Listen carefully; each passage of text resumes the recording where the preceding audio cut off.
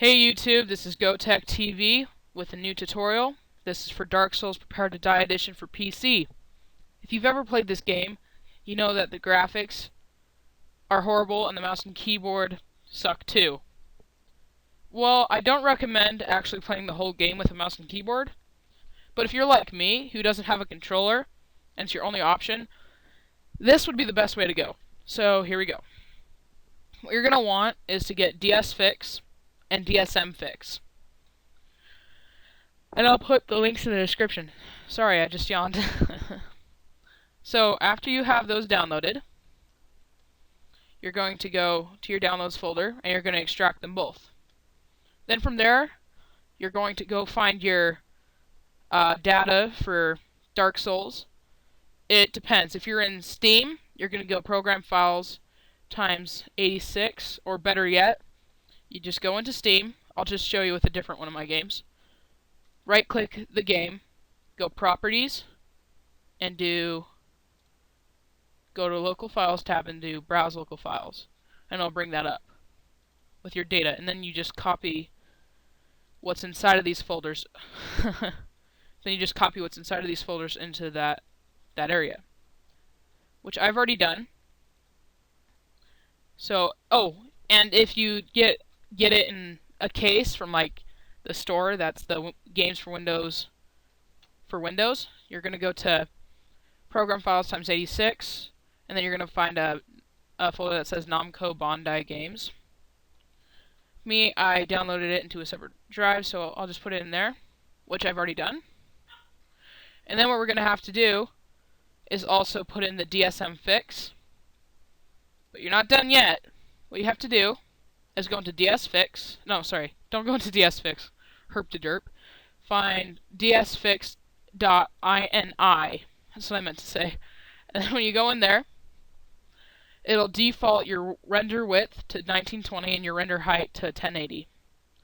Then you just change it to what your aspect ratio is. I don't have an HD screen, so it's 1600 by 900. Then you can turn on anti-aliasing, and you can also do ambient occlusion and all sorts of settings. Of course, you'll have to turn off for this. You'll have to turn off the anti-aliasing, and then the motion blur, I believe you have to turn that off too. And then when you're going to go down to here, frame rate. And then you're going to want to do FPS limit, limit it to 30. That'll just make it so the game was meant to be played at 30 FPS, so that'll just make it how it's supposed to be. Then you're going to come down to window and mouse cursor options. I believe so. Oh, no, I didn't do anything there. Okay, here's what I meant to say. You go to the save game backup options. Here you can enable backups. This is what I found to be the best on Windows 8. You enable backups, and then you can store it in the save folder, so you can just load it from there, since on Windows 8 it can't save. And then you can back up the interval between 25 minutes and 10 minutes. 600 is 10 minutes, and 1500 is 25 minutes. So, yeah. And then you can also have a max backups of 10. So say you did something wrong and you want to go back to your last backup, you can just go there. And then you go to your other options. You can do the skip intro so you don't have to wait when it first launches. You can override the in-game language, which I did not, because I speak English. And then you're going to go into the DSM fix right here, and it'll say in dsx.ini find this line. So what you do is you just take this line over here that says make it look like this line, copy it, go into your folder, open up dsfix.ini, do Control F, Control V, and then delete the dsmfix.ini. And then, so when you find that, you'll delete that line and do Control V to replace it. That's my phone. And then After that, I believe that's all I've done. So now I'll show you. Yeah, that's it. So I'll show you now. So you're going to want to save that. Just make sure of that. So now I'll show you the DSM fix. So now you'll find the DSM fix GUI.exe or GUI or whatever. And then you can change bindings. So if you go into bindings, you can do, okay, so when I click mouse 1, I'll do attack. And then when I click shift, you can change this to Control, Alt, or Shift, and none. And then you can say, and then if I hold shift, it'll do a heavy attack. Mouse 2, I will guard, and then if I press shift, I will parry. And so on and so forth.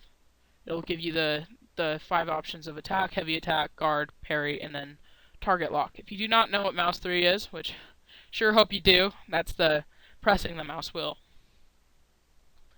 Then you can switch between targets using the mouse wheel, do mouse smoothing, stuff like that.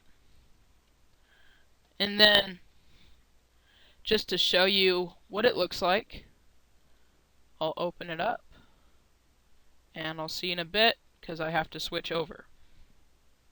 Hey guys, we're back in the game, and I'm just going to load up my game file. Sorry, no sound. Okay, so as you can see, it looks a lot nicer. And yeah, all the controls are exactly the same, but as you can see, there's no mouse, and it's just a lot better.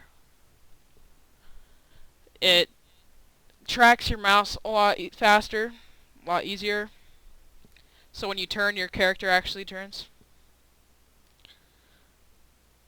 And I recently tracked the weapon and action buttons to my mouse, and I'm just showing that off right now.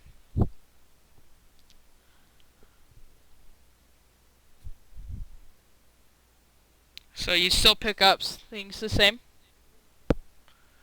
still use the flash the same, and yeah, that's about it.